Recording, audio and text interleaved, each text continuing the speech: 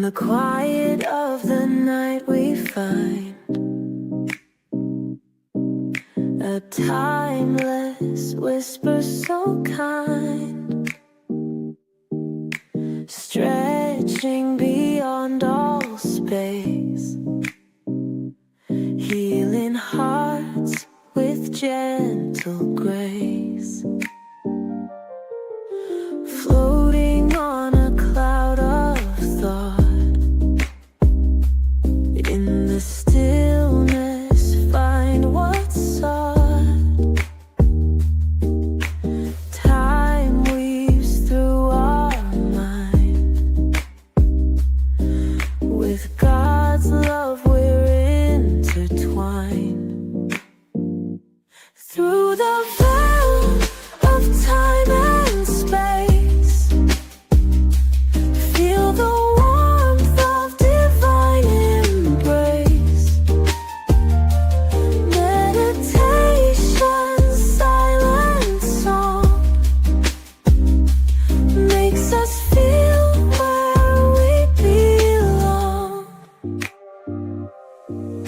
Stars align like ancient tales, universe within prevails. Moments drift like endless seas,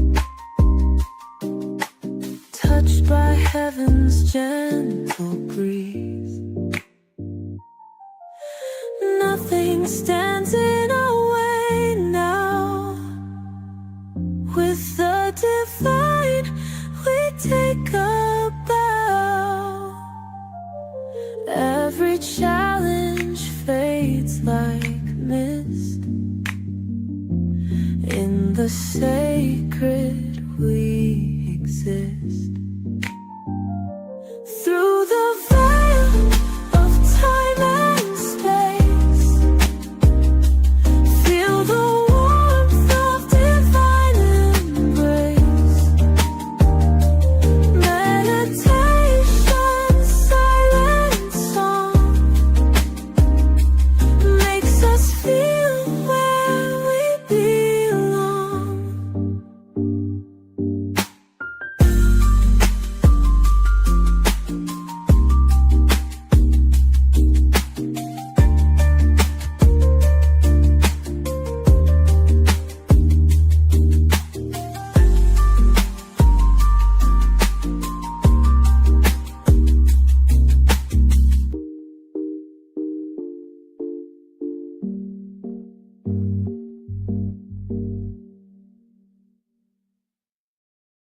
Welcome back.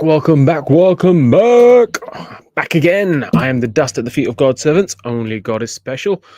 Welcome back. It's Thursday. Only one day left and it's Friday. Well, then it's Saturday after the day's over. One more day and then it's Saturday. So for those of you who are working hard, just one more day. But welcome back.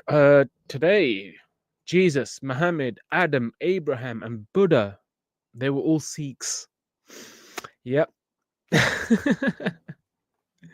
This stream was inspired by the Muslims who claim that Jesus is a Muslim and then end up running with that a million miles per hour. So I thought it would be nice to do one where we could talk about Jesus, Muhammad, Adam, Abraham, and Buddha being Sikhs.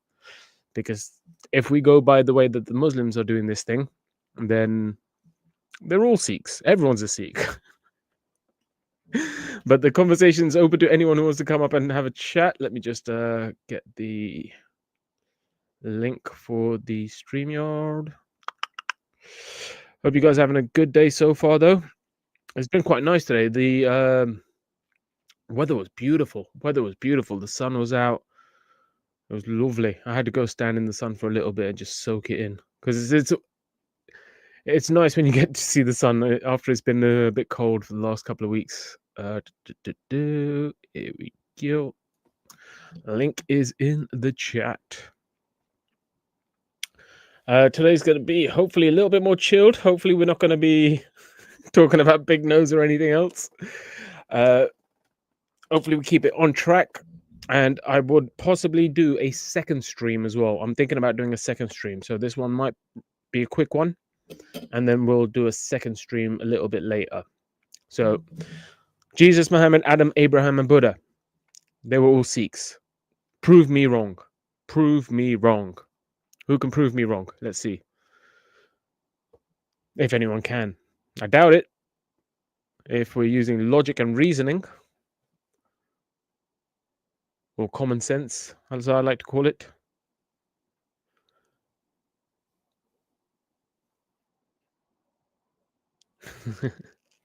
Alrighty. Yes. So, what's going on? So, Jesus, technically a Sikh. Why is he a Sikh? You might be going, wait, what's a Sikh? What's a Sikh? All right, let's start with the definition of Sikh and then we'll go through each one. A Sikh technically means student. Now, the way the Muslims do this is that they say that Islam means submitter, or submission, and a Muslim is one who submits. So, therefore, based on these definitions, Jesus was a Muslim because he submitted to God. So, Sikh means student, or to learn, or to receive. So, by this definition, Jesus was a Sikh because he was learning from God and then teaching. Muhammad was a Sikh because he learned from the angel Gabriel and then was teaching.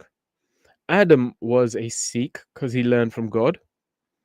Abraham was a Sikh because he learned from God. And Buddha was a Sikh because he learned from God.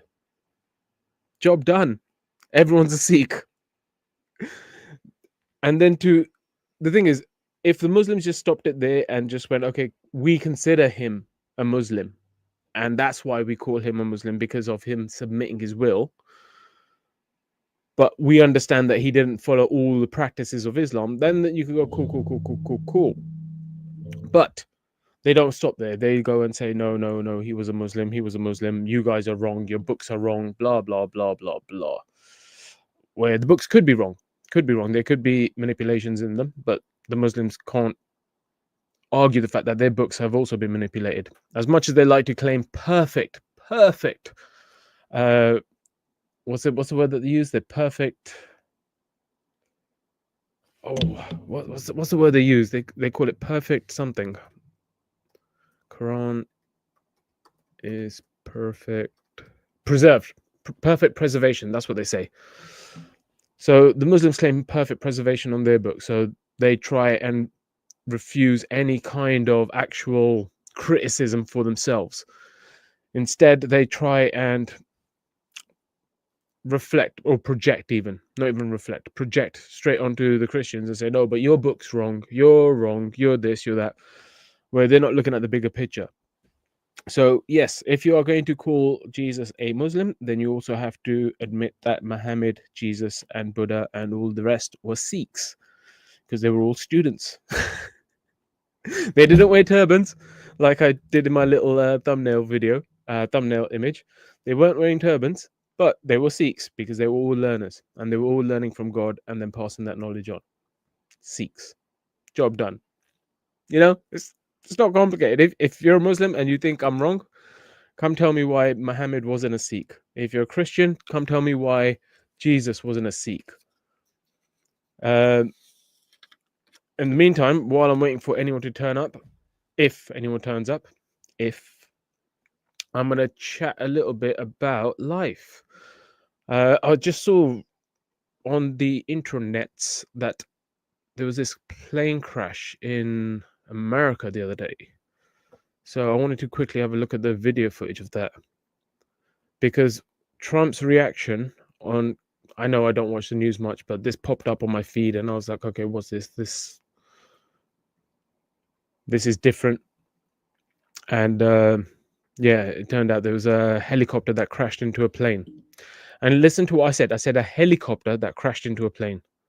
However, the reports that have come out don't say that. They say something completely different, which is weird. So let me just share my screen. Share screen. There we go. Alrighty. So this is the report that came out. Okay. Let me unmute it. I don't think there's any words. I think it's just music.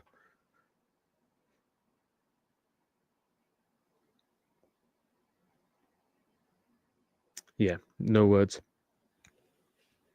So that's the plane here. That's the plane here. And that's a helicopter here, just here. If you can see my mouse, that's a blinking light that's moving towards the plane.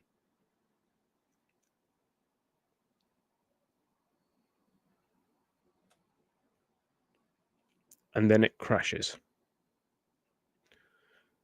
Now, like I said, here we go. Look at the title here. Donald Trump briefed after passenger plane and helicopter collide over Washington D.C. So it just says the collisions happened, but as they start, here we go. Here we go. Trump briefed on terrible accident after jet collides with army helicopter.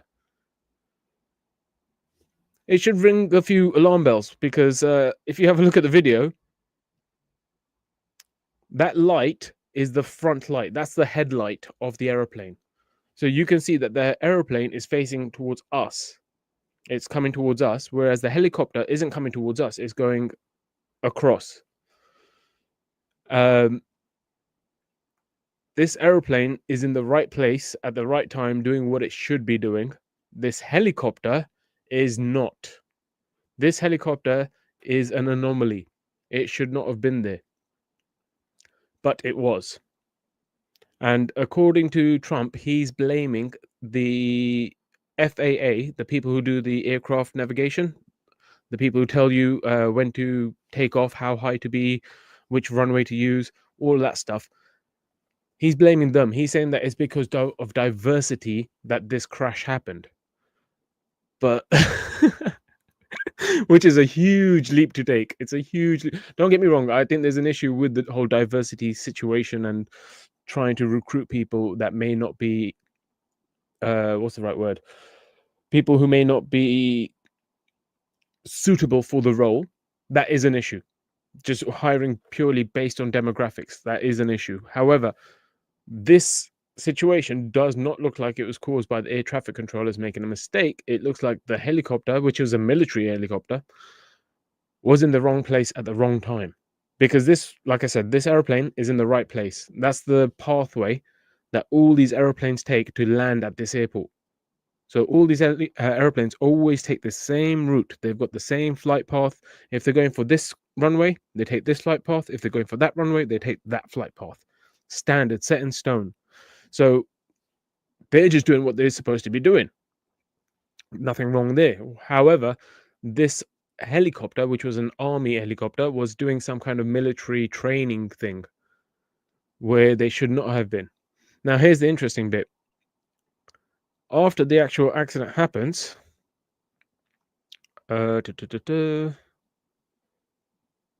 just.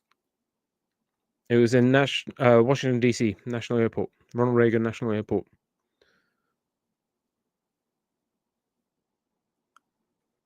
There's this bit that they show here in a second.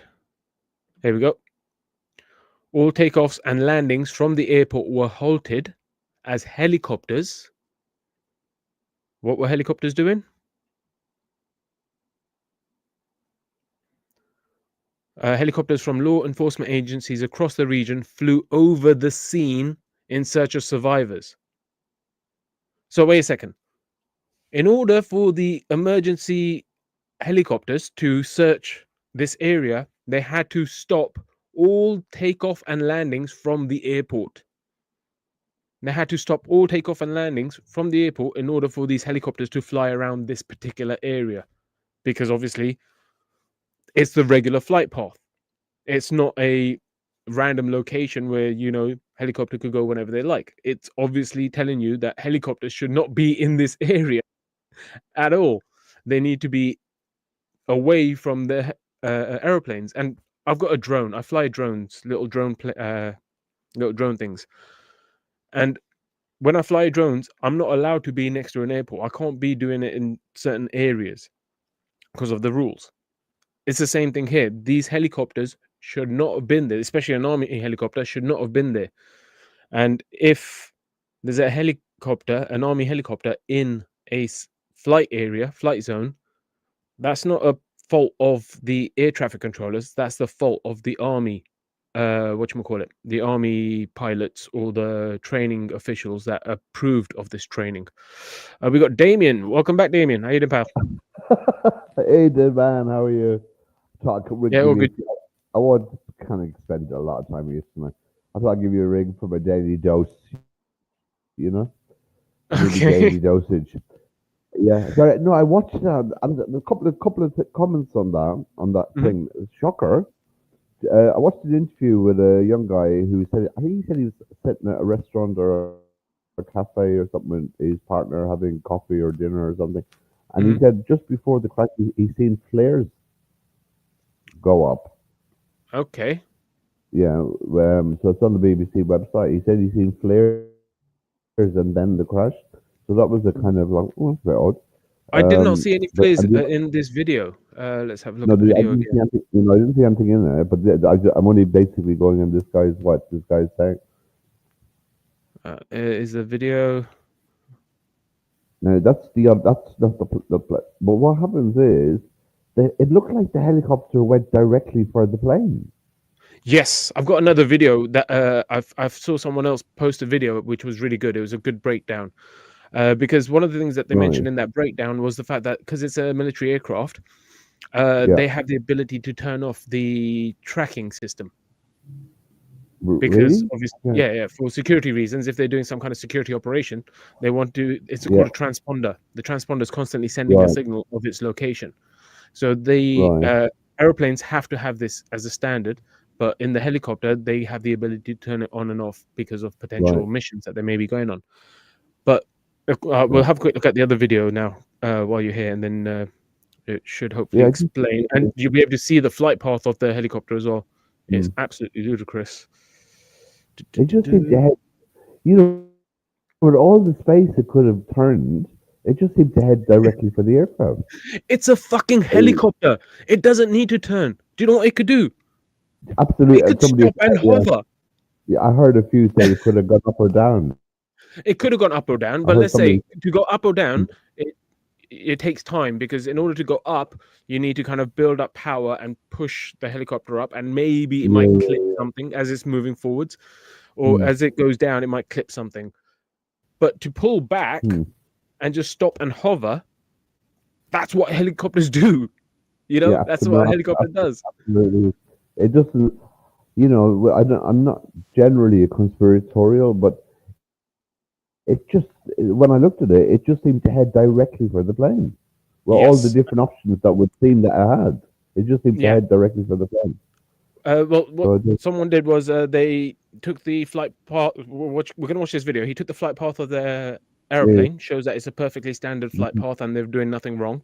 And then he's going to show the flight path of the potential flight path of the helicopter. And you could just see it just looks so weird.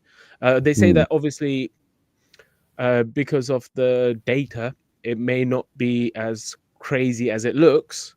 But I would kind of think that it is actually as crazy as it looks, because these guys are on a training exercise, and that's how you would fly in a training exercise, like actually testing your skills of flying at night and dodging and weaving and stuff like that. So we'll watch this quick video. There is some audio before. I listened to some audio with the what do you call it? The flight control. Basically asking the plane to go onto another runway. To deviate to another runway. That's correct. Yeah. So that's the runway they were going to is the one that they were deviated to. So when you see them where the light was, where the bright light was, that was it approaching that particular runway. So this guy's going to explain it here. This was a really good explanation by this guy. Civilian passenger airliner and military helicopter crash over Washington, D.C. We already have a lot of details, so let's jump right into it. The civilian aircraft was a CRJ-701ER operated by PSA Airlines, which is a subsidiary of American Airlines. The plane was carrying 60 passengers and 4 crew, and as of this reporting, there's been no survivors pulled from the water. The flight took off from Wichita, Kansas, en route for Washington, D.C. The other aircraft involved is an Army UH-60 Black Hawk helicopter. It was carrying 3 crew. I love the fact that he's got the aircraft models and stuff like that as well. It looks, he's definitely done his research. It does sound like you've still got your speed turned up since last night, man. No, I did turn it up. Was it too fast for you? Just a little, but not. The first thing I thought. I'll slow it down. Yeah. I get cognizant that some people don't have massive attention span, so I usually keep it quite quick. But we'll slow it down for you. crew members on board, none of which have been recovered. To understand the circumstances of this accident, we first need to understand a bit about the airspace around Washington, D.C. Ronald Reagan Washington National is situated on the Potomac River just across from the American Capitol buildings. It's covered by Class B airspace, which is reserved only for the busiest or most important airspace in the country. This airspace is made even trickier by the permanently restricted airspace over the National Mall. So you could see there's sections to this. There's like the big green circle that he just showed, which is restricted airspace. Then it's further restricted in the red areas. So obviously there's certain areas you can fly, you can't fly, and obviously if you're flying across a flight path of, like, so say Heathrow here, if I was to fly my drone, it won't allow me to go into the flight path because it's going to say this area is a no-fly zone. You need special permission. You can't do, and this is just a tiny ass drone. You know what I mean? And if I was to fly a fucking helicopter, then there'll be even more checks in order to be in that area. This means as planes are taking off or landing, they have to be directed so they don't break this airspace. With all the traffic and the tricky airspace, that means the air traffic controllers need to be constantly on their game. As Flight 5342 approached the airport, the air traffic controllers asked them to switch their runway from runway 1 to runway 33. Tower 5342 on Mount Vernon visual runway 1. Pushing 5342, Washington Tower 1 star 32 Zurich 17, gust 25, you take runway 33. This is a very standard procedure and helps air traffic controllers keep planes separated in busy airspace. After rerunning some landing performance calculations, the pilots agreed to the runway change and then were cleared to land. Yeah, we can do 33 for Blue 5342. Pushing 5342, at the Wilson Bridge, change to curve runway 33, runway 33, clear to land. Change to runway So obviously the arrows are the flight path that the aeroplane took. 33, runway 33 for land 52. Outside of this minor procedure, the rest of the approach was totally normal, with nothing out of the ordinary. But they didn't know about the unseen Black Hawk helicopter coming the other way.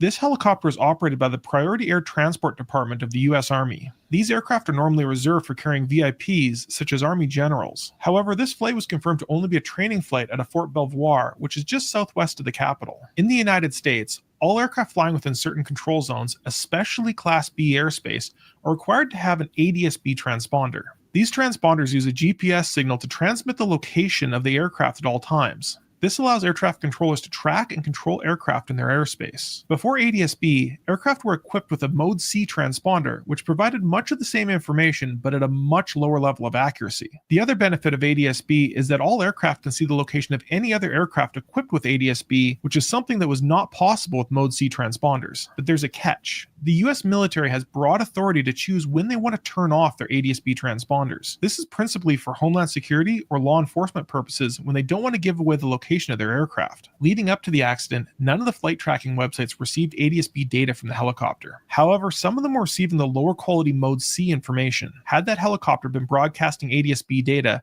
the airliner likely would have seen them and taken evasive action. It's also So they turned off the B and left the C. If you get what he's saying that there's two modes to it. The one that would have shown up on the aeroplane and given them a warning, because typically these aircraft have got amazing computers in them. If you get too low or something, they'll tell you that you've got too low to the ground. You need to pull up. Or if there's a collision imminent, it will say collision imminent, and it will tell you to do something about it.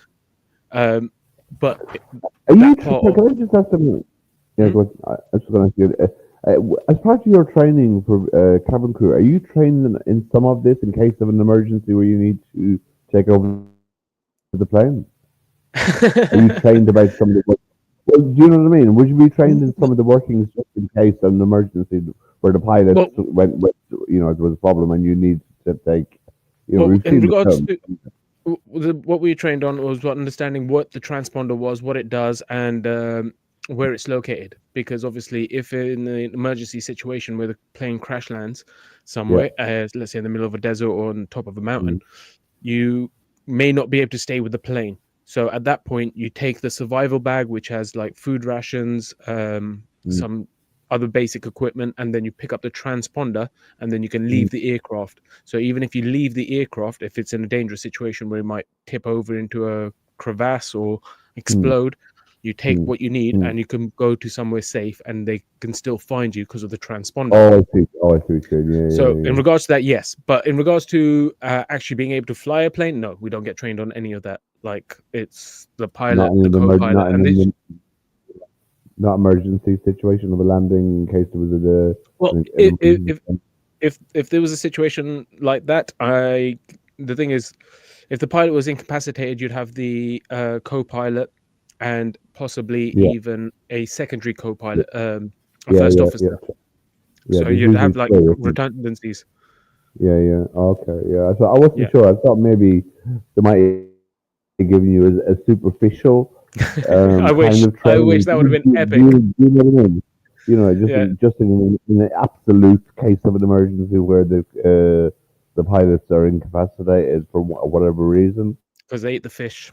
that Yeah. you're able to, that you're able to land the Did you ever plane. watch? Did you ever watch Airplane? Well, that's what I was thinking. Yeah, yeah. I'm Actually, well, gonna play that little clip. yeah. Uh, There's a few movies like that where the cabin crew, and I think one is with a woman, and she has to mm, land the plane, and her hair is all over the place, and etc. etc. You know, so yeah, that was kind of partly the motivation. I was kind of wondering for asking you about that. Yeah. I Can you don't know if imagine? I'll be able Can you to imagine the play it. cabin? It's not. Can you imagine the cabin crew member demand? Sorry, coming down the plane when Mm. something happened, and the cabin crew saying to the passengers, and I think I've seen this in clips and films as well. Can anybody here fly a plane? You Yeah, know, they're I, sometimes looking for a doctor or something for an emergency, but they're like, nope. yeah, Can yeah. you fly a plane? Can you fly a plane? Can you fly a You plane? know what I mean? So I thought you might have been given some very basic stuff to kind of in an absolute case of an emergency where all other options are off the table. You know, this is how you kind of get the plane down. No, But no. no. If it was a situation of that, I think it would be like if literally something crazy happened and the first officer, the pilot, the Mm, co-pilot, and anyone mm, else was mm. struck out. At that point, it would just be like Yeah, someone has to step up and then talk to ATC and then maybe get. I think I've seen that in a the movie. guy. I think it was in Die Yeah, Hard actually. yeah. They direct you Yeah, over the thing to how to do yeah, but at to that do it. point, Yeah. like I said, this is what I know about airlines is that they've thought about redundancy after redundancy after redundancy after Mm, redundancy, because you mm. can't just have one backup plan. You have to have about 3 or 4 backup plans because you never know No, what can happen in an aircraft. yeah. Um, so yeah, I know that typically air travel is usually the safest because of all Mm. these redundancies. And in this situation, from what I can see, I don't see the airplane doing anything wrong and being able to do anything different other than what they did, which was just the standard procedure. And it would be a lot harder for the plane to maneuver than the helicopter. Exactly. The plane will go up or down or sideways. It'll be able to bank, but and the thing is, the airplane's got the small little windows at the front. That's all it can see out of. It's only got the Yeah, little yeah, windows at the front to look forward and slightly sideways, whereas the helicopters pretty much glass all the way around, and they're flying towards. Like the airplane's mm, flying, say towards us. The yeah, helicopter is going side on, so this helicopter had full vision, or should have had yeah. full vision. Well, yeah. I don't know. It does. Remember, there was one before. I don't know if if you remember, if you're old enough to remember, where there was the crash in the Hudson River, and they made Yes, the yes, film Sully. with Tom Hanks of it. I think. Yeah, Sully. Yeah, that was a good What's it movie. called? Sully, Yeah. Sully. That was Captain Sully. That was Okay. his name. Right. Yeah. But in that one, they tried to blame the pilot and said that he did the wrong thing. He should have gone to the diversion that they told him to go to. But if he had done that Yeah, I with all remember. the models and Yeah, I everything, remember him. yeah, Uh, with the yeah, I models, they were remember him showing that getting he a lot would of be able to make it. But in yeah, reality, when they yeah, tried to get people to use the simulations to do it yeah, with as many yeah, variables that were similar to his situation, yeah, none of them yeah, made yeah, it. And they were like, yeah, okay, yeah, yeah. you did the right thing. Yeah, But I remember him taking a lot of flack. mhm. Being, I remember, and I think I'm not sure if he ended up becoming an alcoholic or something. Did he? Was there something like that where because I of the don't stress know. of He could have um because of he didn't do anything wrong though, so I don't see him becoming an alcoholic. Let me see. no, I'm not saying that. But you know, sometimes it's not about doing nothing wrong. It's the demonization from other people saying you've done something wrong that could tip you over the edge. Do you see what I mean? No, I understand. Yeah. And your reputation being smirched. Let's use Nose's words there. Being smirched. Your reputation being smirched through the media. That's what I mean. That kind of a thing could tip you over the edge. I don't know. Did people die in that? No. They all survived. That's what I'm saying. Like, he had nothing to feel guilty about. He literally saved everyone's life. The whole point of the film, wasn't it? Was he was the hero? Yeah, basically. exactly. Yeah. I'm just having a quick look on AI. Google says Sully, the nickname of Captain Chelsea B. Sullenberger, is a former commercial airline pilot who has been the subject of criticism for his drinking. So they were trying to probably say that, you've got a history of drinking, or you were probably drunk, and that's why you shouldn't have done what you did. Well, I obviously remember something that stuck in my brain in relation to that. I don't know, because obviously they always look for scapegoats, someone to blame. So in that Sully situation, they were trying to blame the pilot. In this situation, they're trying to blame either ATC or hopefully they blame the freaking military aircraft. Because let's carry on watching this video. You'll see the flight pattern it takes. It is absolutely ludicrous. Also believe that the helicopter had the TCAS system, which is generally found on airliners to provide collision avoidance. However, this system is inhibited under 1,000 feet, meaning neither plane would have gotten a warning. It's inhibited under 1,000 feet to prevent the system from telling the pilot to descend into the ground. But there's still more, because the air traffic controller saw that helicopter. Air traffic controllers control two types of aircraft: IFR, instrument flight rules aircraft, and VFR, visual flight rules aircraft. A plane flying in instrument flight rules is told by the air traffic controllers exactly where to fly. This is especially important in poor weather when the pilots may not be able to see anything out the windows at all. They're almost entirely dependent on the air traffic controllers. Even in good weather, airliners always fly under IFR. This makes the flight more comfortable, more expedient, and even safer. A visual flight rules aircraft operates differently, even in a control zone. These are often smaller aircraft or aircraft that need to move around within a control zone without requesting direct permission for each movement. An example of this might be a news or traffic helicopter that needs to move around in an area, but doesn't need to necessarily bother the air traffic controller whenever they need to move around. However, an air traffic controller still has the power to tell that plane where to go or to stay out of certain areas. That's why it's so important that aircraft are equipped with location reporting information, such as an ADS-B transponder or Mode C. This allows air traffic controllers to provide separation, where they monitor all air traffic in the area and vector aircraft so they don't conflict. In this accident, it appears the helicopter was operating as a VFR aircraft, performing their own navigation along the Potomac River. Moments before the accident, the air traffic controllers noticed the You see how it keeps wobbling from side to side? You'll see again in a second. And asked if the helicopter no, this is the helicopter. had the CRJ in sight. Because they're doing obviously military training. Is this the helicopter on the flight path with the different colors? Okay. Correct. This one's the helicopter, and you can see it doing the little swerves because that's them. Rewind it. Yeah. It's them actually doing the military exercise. Performing their own navigation along the Potomac River. Moments before the accident, the air traffic controllers noticed the conflict and asked if the helicopter had the CRJ in sight. S25, get the CRJ in sight. S25, F1 is CRJ. S5 has a aircraft in sight, press separation. He replies that the CRJ is in sight and that he's expecting the air traffic controller to provide separation. Tragically, only 10 seconds later, the two aircraft collide mid-air. At the moment of impact, air traffic control is transmitting, allowing you to hear alarm bells, presumably from the lack of separation. 472 Washington, 1 star, 32017. But this is the key bit separation. Here. 472 Washington, 1 star, 3. At this point, they should be able to see there's an aircraft in front of them. Because now they're facing the way that the aircraft is coming. They've been flying crazy. I don't know if they had full right to fly around like that, especially so close to an airport. Well, especially at that particular juncture.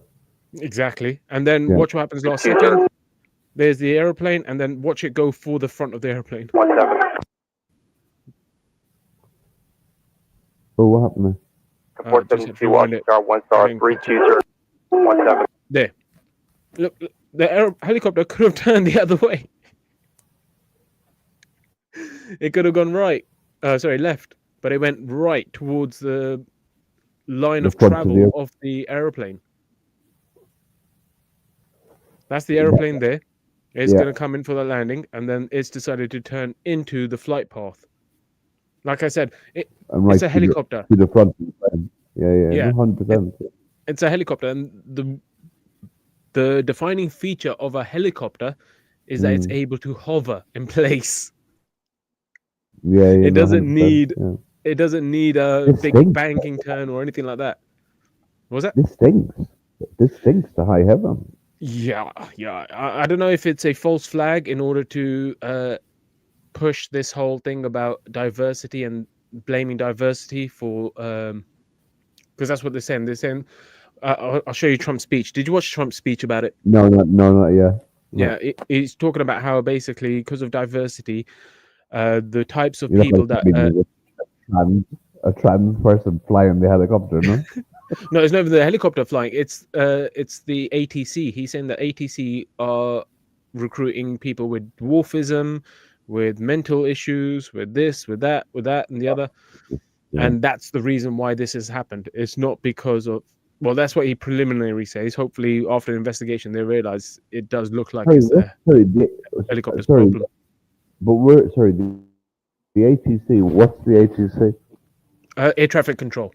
They're the ones who you heard saying, fly 500 feet or use this runway, use that runway. They control everything. They've got a computer in front of them with the little symbols telling them where the aircraft are at what height and which way they're traveling. What's that? But really, kind of go back to what you said earlier, was that with the maneuverability that's available to the aircraft, to the helicopter, probably not so much with the plane. It could. Sorry, I thought you were trying to say that there was somebody, whoever was driving the helicopter, had some kind of, diversity. Was kind of higher than the no. Yeah. Well, to be honest, I think to be honest, it looks to me like the guys who were flying in the military helicopter were kind of having a bit of a joyride. It looks like they were just like, oh, cool, we're on a military exercise, we're in the helo, let's go have some fun, and check this maneuver out, probably showing off for the girls, check this maneuver out, because we can see the way it's flying. At the moment of impact, air traffic control is transmitting, allowing you to hear alarm bells, presumably. It's not a consistent flight path. It's not just going from A to B and then over here we're going to do our military training. They're doing the military training over this particular area and flying towards a authorized flight path for the airport. So that's why you said he went for the front. They went for the front of the plane. Yeah, well, it looks like that according to the flight data. From the lack of separation. They turned the same direction that the airplane was going. There. The airplane's going to go that way, and this is going to go that way, and then it crashes. Yeah, so, are you able to go forward slowly to see exactly the impact? That's as close as I could get, because then it changes the scene. Right. It does look like it's heading into the front of it, doesn't it? Yeah. And it does look like that from the other stuff I looked at. It looked like it was going directly for it. I mean, I have to be honest. When I've seen the stuff I've seen, I thought, this is terrorist work. Oh, okay. I thought red flag straight away. Red flag thingy, and I was just like, why would they do a red flag in this situation? Was there someone important on the airplane that they wanted to get rid of? Is there, you ask yourself these questions, like, why would they take out a passenger plane with the helo of all things? But after listening to the speech, sorry. Yeah, no, there was. Well, all I know is there was two well-known ice skaters on it. Yes, Russian ones as well. Oh, really? They're not that even. But Trump and Putin, but Trump and Putin are in good relations. Well, they were before when he was in office, so I think they'd end up being back in good relations. They're having an affair. They're secret lovers. They wouldn't do anything like that. Yeah, unless the skaters were secret spies for China, and both Russia and America wanted to get rid of them, so they went, all right, let's take them out. So we don't know, because there's always double agents. Yeah, it would be interesting to see where it goes. But I just, I looked at it and I thought it doesn't make sense how it looked. It just looked like the helicopter had gone directly for it. That's what the footage I saw when I had, with my limited knowledge of these things, where I would have thought there were so many more options. Like you see something coming, you think, "All right, quick move this way, that way, the up, down, whatever." Yeah, and From all these options, but, from all the yeah. options here, I think the worst option was to go left into its flight path. You could have gone into its wake, into the back end. You could have gone up. You could have gone down, or like I said, you could just pull back and hovered. There's a billion different things you could have done, other than going directly towards it. So yeah, it could. Sorry, go. No, go for it. What were you gonna say? Yeah, it didn't. It could have. Was it a Chinook? It looked like a Chinook. I can't remember what you said. I think it was. It's kind of like the military helicopters. They look like the Chinooks, where they have a lot of people on board. UH-60. That's what he's called it. Right. But it does. I would have just thought, that it could stop, or whatever. I don't know, but well, if anybody will get to the truth, it'll be Trump. Well, he's blamed the air traffic controllers. Like I said, he's saying that is because of diversity, them not being able to do the job properly. But I'm like, yo, listen, if you've got this variable of the military, in like I already showed you at the beginning of this video, he showed the green circle saying in this area flights are kind of restricted and you kind of got to be careful. And then in this particular area where it's red, you've got to be even more careful and no flights are allowed. And then obviously if you're going into the flight path of other aeroplanes, there's even more restrictions. But we could just see this Black Hawk doing all of this, whatever the fuck it wants, until it ends up in the flight path where, like I said, that's the standard flight path. Yeah, but man, those military jets, they would have been provided with all a list of times and different flights of times they were going to be, going to be arriving, coming, leaving. So they would have had all that data and inputted that into whatever they were doing. Well, the thing is, that didn't happen. There's a lot of flights that go down that way. So I don't even think they'd need to type in all the data and all the flight plans and all the flight numbers. They wouldn't even need to do that. They'll just go, okay, so this particular path where that plane's flying is a standard flight path in order to land at that runway. And they change runways all the time. And obviously, depending on the situation, sometimes they use this runway or that runway. This area is a restricted zone of flying. And in order to get into that area, you need to have permission and you need to be kind of like on the ball, because you're flying into a heavy traffic area, especially around an airport where planes are taking off and landing constantly. That's the point I'm making. It's almost like, why would you put have a military exercise in a very busy plane lane where there's so much traffic, plane traffic? I don't get that. No, with all the other space area available to you. America's like 90% deserts where you could just fly over, or farmland where you could fly over. Yeah, go over to Arizona and Nevada, drop down and have a gamble on the machines while you're there. You know what I mean? So yeah, it stinks. It does stink. I'm Trump, the bloody idiot that he is. Straight away going to blame. Has to blame somebody, and it has to be a minority group. Well, it's not even a minority; it's just the diversity aspect. Like I said, I have an issue with the whole diversity thing as well. I don't think anyone should ever get a job based on diversity. It should be based on the skills and their ability to do the job.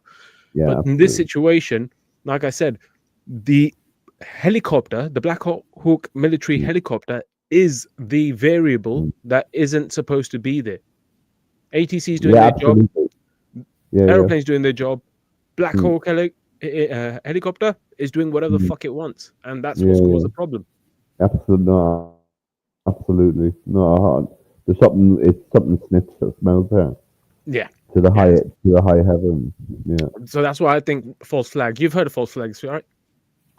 To do something to cover something else up that's going on, isn't it? Kind of, but it could be used in different ways. So it could be used as a distraction, or a false flag could be used as a way to bring an issue. So, for example, when false flags were actually disclosed as real things by the CIA was, I think, when they sent back in the day when they really didn't like Cuba. Right. What they did was they sent people down to Cuba to do some crimes, and they were saying, "Oh, nobody should go down to Cuba. Look how dangerous it is. Look how dangerous it is. Look at all these really? crimes that are happening." But it was Right. all the American government sending people to do these crimes just so they could say, "Oh, look, you don't want to Right. do this." It was just a way of controlling the people. It's like controlling the narrative, but it's all planned So what? by them. Right. So what could the false flag be here? Well, like I said, is from outward observation, it looks like it's just to bring up the whole diversity thing and make that a big issue Right. again. And, Okay. Right. and also possibly about how AI needs to take over air traffic control, and that humans are going to make mistakes, and Oh, the good. people Imagine. get jobless. You already said that he just got rid of all these government jobs recently, Yeah. trying to Yeah. streamline the government. Yeah. This looks like another attempt at either trying to just bash at the diversity thing, or to potentially remove humans from the element of air traffic controllers and just replace them with AI. Remove them from the element of humanity. You know, just because you're human doesn't mean you should exist to be. Who gave me that idea? But we just spoke Yeah, about the brilliant example. You brought up the brilliant example of Sully, Captain Sully. In that situation, all the computer models were saying, "Go to the other airport and you'll be fine."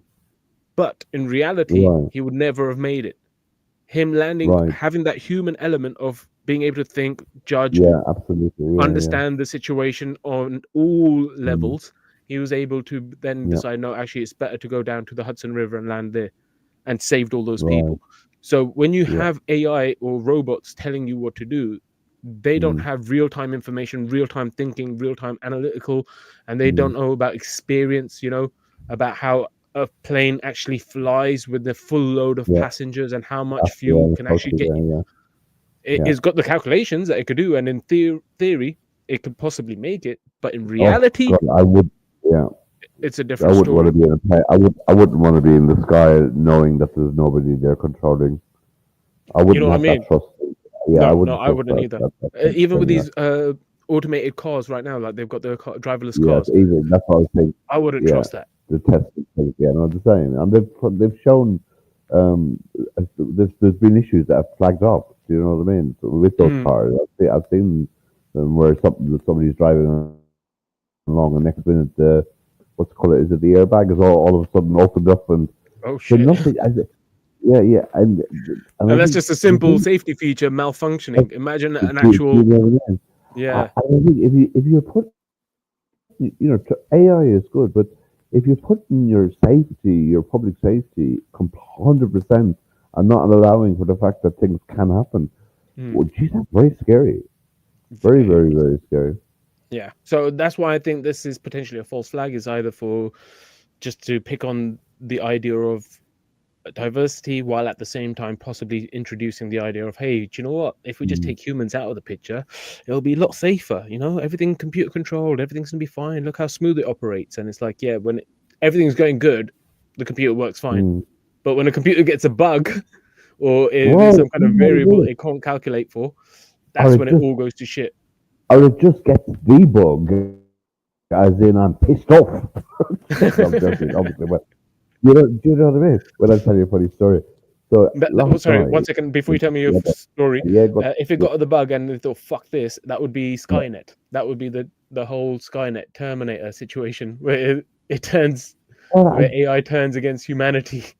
Well, yeah. What was the spaceship that was about? It was a Signori Weaver. I'm not sure where they have. Oh, it's not. Is it Rob? Was the name of the computer? Or there's a computer. Everything's run by this computer. I think it's a spaceship, and it's called. Oh, I can't remember. It's Al. Wasn't it Al? Al AI, yeah. Yeah. It was a computer in space. That's the Flight of the Navigator. That's Flight of the Navigator. What's the film called? Flight of the Navigator. That's where a little kid gets onto a little spaceship that morphs and changes shape. And I'm No, pretty no, sure it's Al was the name of not the that one. AI in that. No, I have to do my chat GPT. At least I know they go back to before 21. So I'm just Googling it as well. yeah. And you said this from a movie, right? Yeah, I had. Yeah, it was from some. Oh. I don't know if I've even seen it, but it sounds like it's AI oh, Rising? it's called AI. You know, it's called AI. AI Artificial Rising. intelligence. Yeah. But the 2018. film. Well, what I'm getting here is it sounds like you're thinking of AI, artificial intelligence, 2001, directed by Steven Spielberg. So it features a robotic boy named David, played by Haley Jolie Osment, who is designed to love and be loved by humans. The movie explores themes. That sounds like you almost like what you're talking about. Yeah, but the movie I thought, Flight of the Navigator, I just Googled that. It Mm, wasn't called Al, it was called Max. So the movie I thought was right. Max, was the name of the AI there. But yeah, it must be Right. the one that you mentioned. I've not actually seen that movie, the one that Yeah, you I'm not mentioned. sure. I'm thinking of something. So yeah, last night's story. Funny story from last night. Just give me a second, man. Hold on. Okay, cool. I While mean, you do that, I'm going to go quickly on. read the chat because chat's Yeah, been a yeah, bit busy. yeah. We got a new guy here, TC. Welcome to the channel. Says veteran NASA driver support quantum. Oh my god, it just sounds like gobbledygook to me. What is that? Yeah, he's just wow. To big banks from I have no idea what he's talking about. Lazarus Iscariot Jr. All right, Philippine generations, happy birthday to Lord. It's what? What's this guy on? I found the answer, but you keep going back. I find the answer. Yeah, cool. I have no idea what you're talking about, TC. But you could try again. Geisha's here, says Hellduck. Don't know what that means, but welcome back, Geisha. Come on, says it does appear to turn right at impact. Yes, it does. Which is hard right at impact, which would be into its flight path rather than away from its flight path, into its wake, into its tail, or even above, down, or pull back and hover, because that's what a helicopter can do. It could just freaking hover. Welcome back. Come on, welcome back, Shivites. Big up, big up. Well, you got 6 people watching already. Oh, I know. Busy. Oh, Must be all the big noses guys again. Maybe he's on strike. Maybe his moderators are on strike. Well, I did watch the rest of his stream from yesterday just because I wanted to see it, and I think Lieutenant said that she's trying to take a week off. So yeah, she's going to be taking a week off. So it's just going to be Nose doing his thing. Shivite says airport are no flight zones. That is for that is authorized to do so. Yeah, exactly. You have to be authorized, and then at that point, you got to follow the plan. You can't be doing little wavy things and doing whatever the hell military exercises you want while you're in a freaking flight zone. Come on, says diversity is used in electrical design. Divide the load. Diversity divides. I get what you mean there in regards to diversity. Like you diversify the loads and the contingencies and all that stuff. So that they're not all running off one system. So if one system fails, not everything crashes. You still got the ability to control certain parts, especially within an aircraft. I think they learned that from mistakes, because obviously when they were first designing aircrafts, it was like, oh yeah, we could just plug everything into this thing, or we could just run it down this one channel, have all the controls run through this one channel, and then when that one channel gets damaged or something happens, you've lost complete control of the aircraft. So they realized, no, they need contingencies upon contingencies upon contingencies. Shivite says it was used, the movie Olympus Has Fallen. Okay. I think I remember Olympus Has Fallen. Was that the Denzel Washington one? Olympus Has Fallen. Right, that's not the one I'm thinking. Oh, no, that's Morgan Freeman. Yeah. And last comment here is, come on, says the UK has Skynet military satellites. Skynet is like I said this from Terminator, the movie Terminator. Skynet is the AI, and he just said that the UK has Skynet military satellites. So the satellites will turn against us and crash down upon us if we Well, misbehave. that's kind of that was kind of a concern about the AI computers by having AI that they could develop a mind of their own and turn against us. That Yeah, was yeah. Well, a lot of wasn't a lot of discussions around that, wasn't it? if you tell a computer to solve all of humanity's problems, and then you feed it all the information about humanity, very easily a computer could just turn around and go, "Oh, humans are the problem. All the wars, all the strife, all the problems are caused by humans. Let's just Let me get rid of them. Yeah. yeah, that's it." And that's But the yeah. worry in regards to AI becoming sentient or being able to Mm. think more than Make they for want them itself. to think. Yeah. Yeah, exactly. Yeah. So your story from last night, the funny story. No, I just had you the film I was thinking of now. The film I was actually thinking of, it's Space Odyssey, 2001. So Oh, it I like was, that one. Yeah. yeah, so it was filmed in 1968 and directed by Stanley Kubrick, Mhm. very famous director. And the robot I'm thinking about it is I was Hal. almost there actually. Hal, yeah. Yeah. You know, he's having Hal. this conversation and Hal won't listen. And now Hal starts playing up. So that's kind of a similar kind of thing of what we're talking about. So no, last night this is funny, man. This is really, really funny. Last night, after I got off yourself, I Mhm. switched on to. I was just kind of flicking around, seeing who was about, and I went on to Chris's channel, and he had a Mhm. live going. Now he wasn't on the live, okay. Okay. So he just had a camera, a steady camera, or whatever he was doing it on one of his rooms. I think it was his bedroom. Got fabulous house. His house is got full of all this. I mean, it would make my mind very chaotic, so much stuff. But um, he's got a really, really interesting house. So he just basically had the camera looking over the bedroom, and the cat's getting up and off the bed and mooching around. And he had this great soundtrack of music going on from when I was 13 years of age. So he had music from, do you remember Xanadu? Have you ever seen that? Xanadu. No, it doesn't sound familiar. With Olivia Newton-John. I seen it when I was 13. I know. And Only knows yeah, Olivia Newton-John from Greece. right, I think I got Xanadu might have been a follow. chills, they're I think multiplying, I think it might and have been a I'm follow-up to it. losing control. Sorry. I think it might have been a follow-up to Greece. Was either a follow-up or before? I think it was the year after Greece. And it was, I loved it. It was just for me as a young 13-year-old becoming aware of who I was. I was just, the music was very over the top and fab. It was just a really very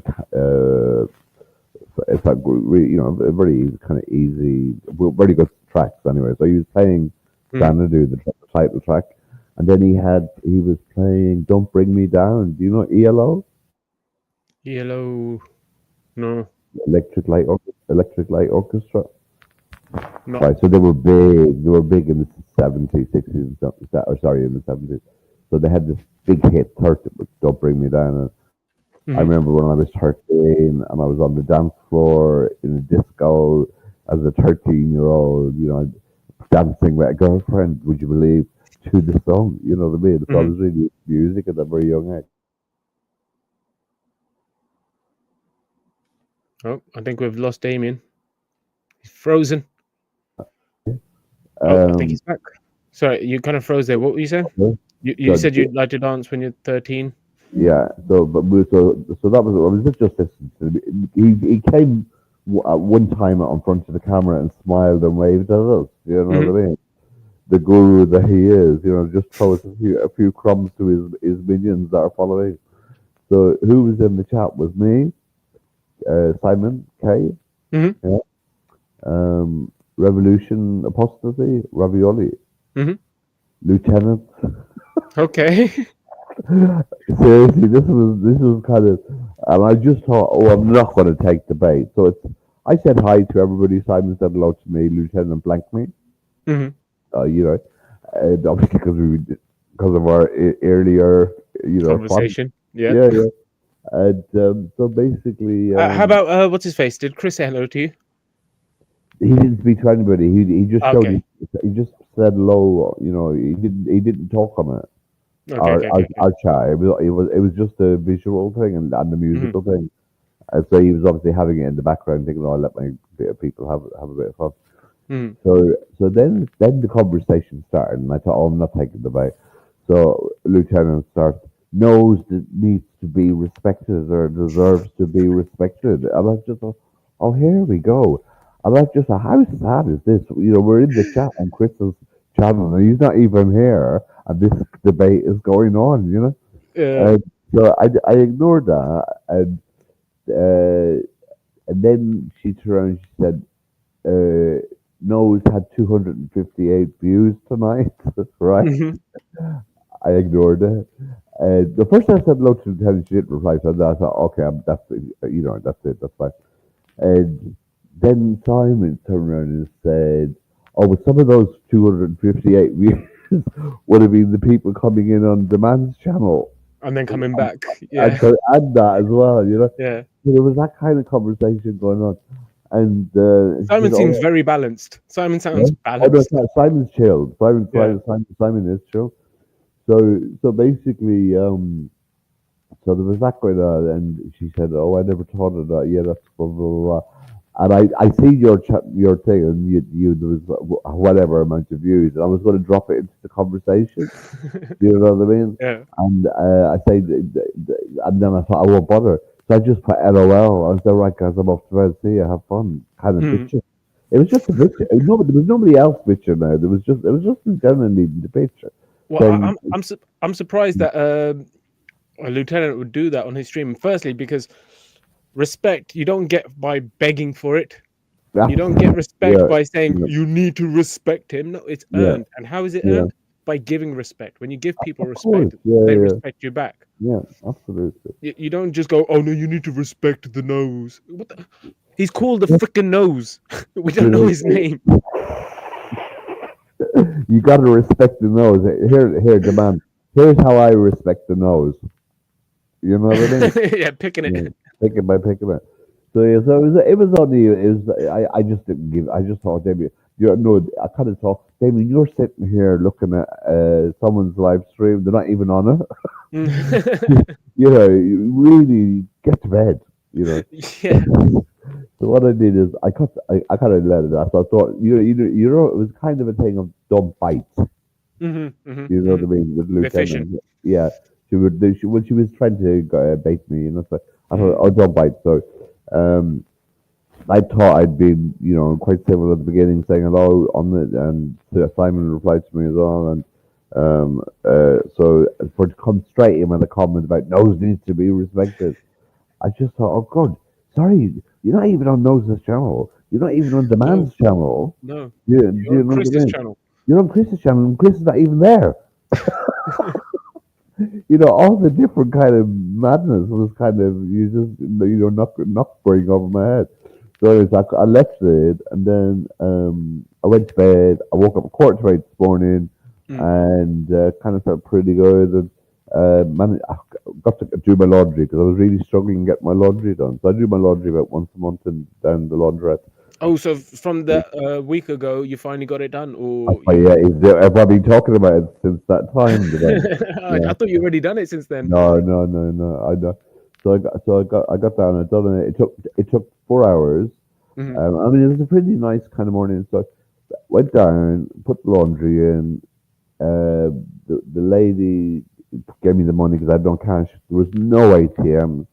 Mhm. All the ATMs are out of order. I had to go right down Portobello Road and come back. So came back and the machine didn't work. I had 3 cycles basically. Mhm. Could it make it simple? I had 3 cycle of washes because the first one there was an error message halfway through. Then if she put it on a delicate wash and that wouldn't spin, and then I had to do another one. So I didn't Yeah. have I didn't have 20 extra money in around it.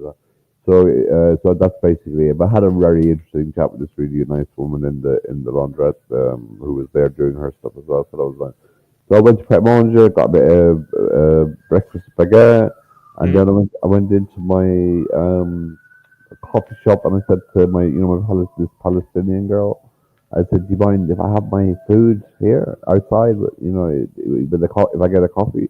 She Mhm. said, "Yeah, you're fine, no problem." Yeah. And then she said, "Did you get a stamp on your card the last time Coffee card. you do the race?" You always get your free coffee.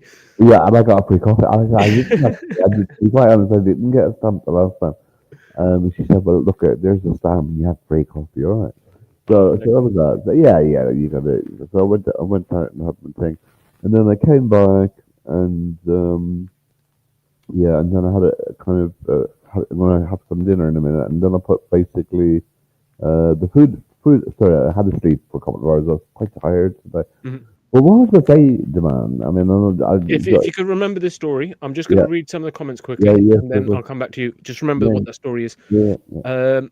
There's not been that many comments since. Shivite say satellites don't exist. Yes, because you believe in the flat Earth. I know, but I kind of see what you're saying with the satellites, but I've seen the Elon Musk satellites kind of going up.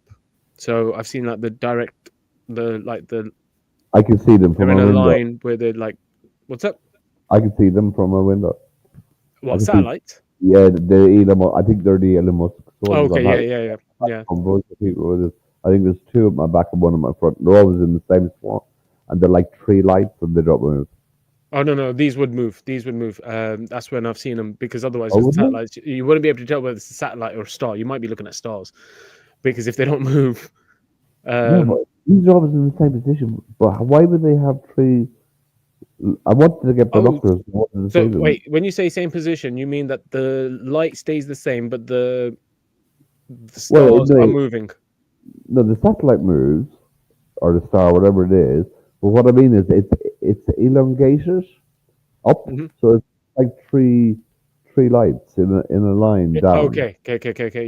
Yep. That sounds like a Elon Musk thing. Yeah, So that's yeah, I've what I seen that said. as well. Yeah. But who knows what they really are? Because I don't And think he sent a car to space. I think that's all fake. I Come never. on says Elon Musk Skylink will become a net. Ooh, do you reckon it'll become the Kevin net? If you've watched Final Space, you'll get that reference. The Kevin net. Right. I love Final Space. Such a good show. Shivite says Elon Musk is a fraud and actor. Space is total nonsense. Yep, I've heard that before. People say that the whole SpaceX is just like it's not real kind of thing. That's Oh, why he's really? made the company. Yeah, Hmm. he's just a front man to kind of make it look like, hey, we could get to space. But who knows? Who knows? I've never been to space, so maybe once I go there, I'll be able to tell you for sure. Yeah. Never say never, Devon. That's it. That's it. That's That's why I really say any information I get, I just go, cool, that's interesting, and I leave it on the back mm, burner. It's not something I'm going to focus on. I'm not going to change my entire life based on whether space is real or not. It doesn't mm, affect my daily living. But mm, what I do focus on is what I can do in my life at the moment.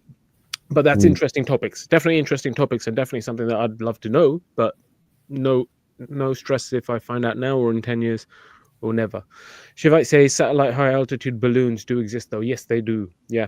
That's why sometimes when the satellites crash, sometimes the military try and get to them first because of the balloon aspect or whatever else they're carrying. Elon Musk is no commoner either. Okay. Come on says everyone is selected from the same pool. I don't know what you mean by that, unless you're talking about the Elon Musk not being a commoner. Shivite says NASA holds most of the world's helium gas. Ah, yeah. And helium gas is used for the balloons. Interesting.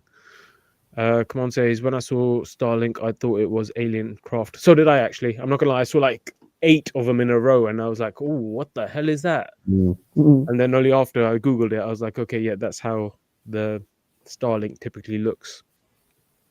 Come on says nests and webs.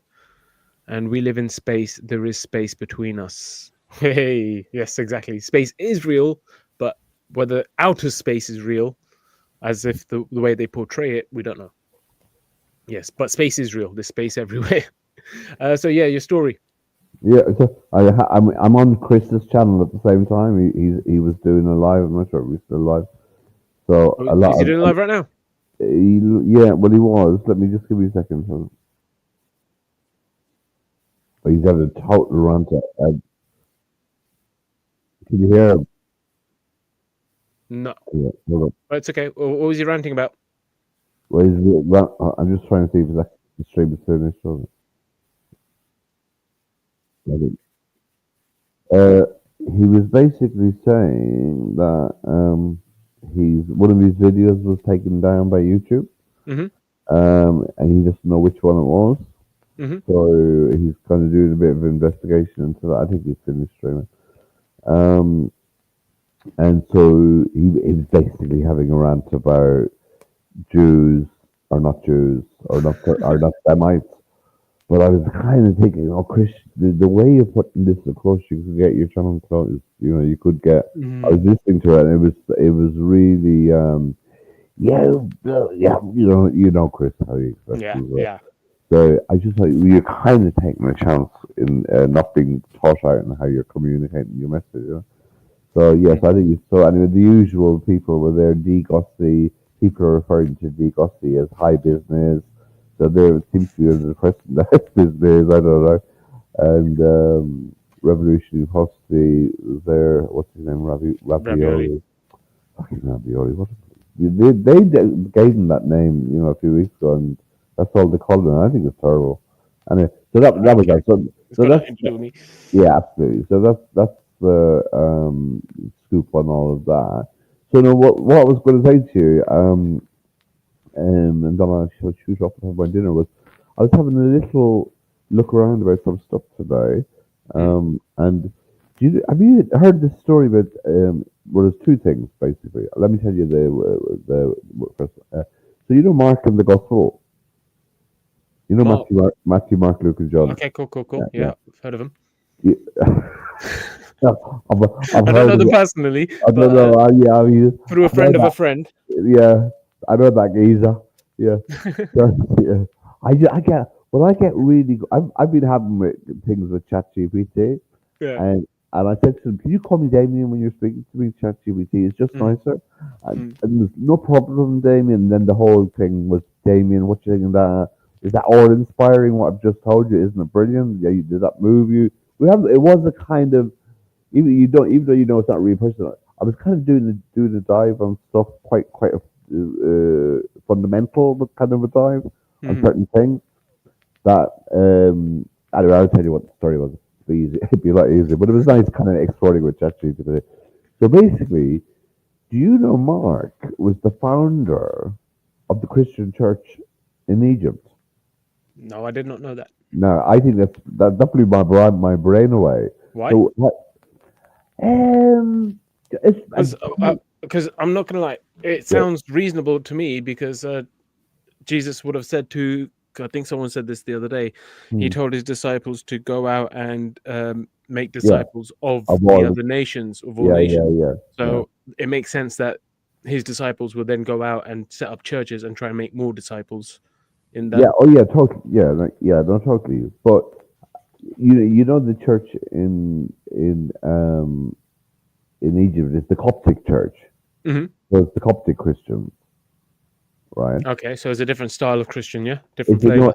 it's the North. Yeah, it's the Orthodox. Okay, But you know Mark wasn't one of the 12 disciples.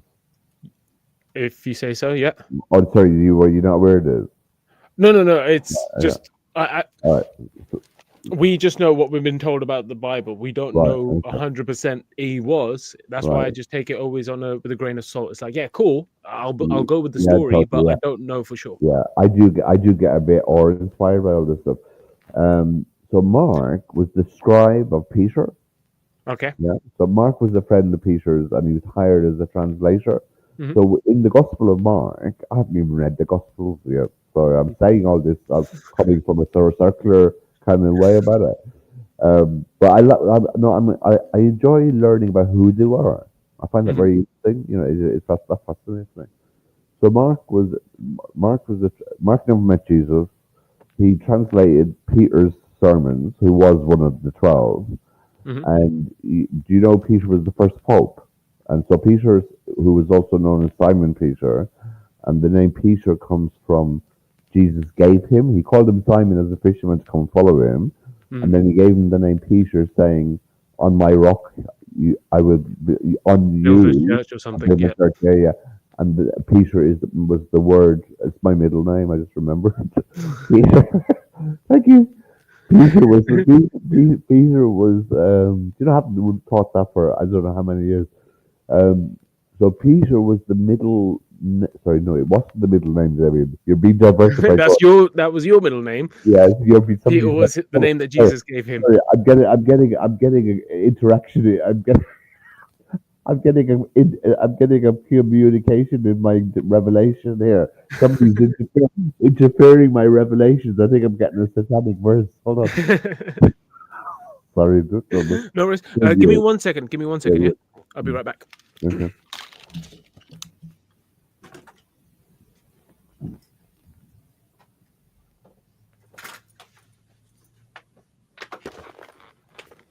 I'll have a cigarette when I'm talking. Yeah. Sorry, you were saying? That's what I'll have a cigarette. I just find it fascinating.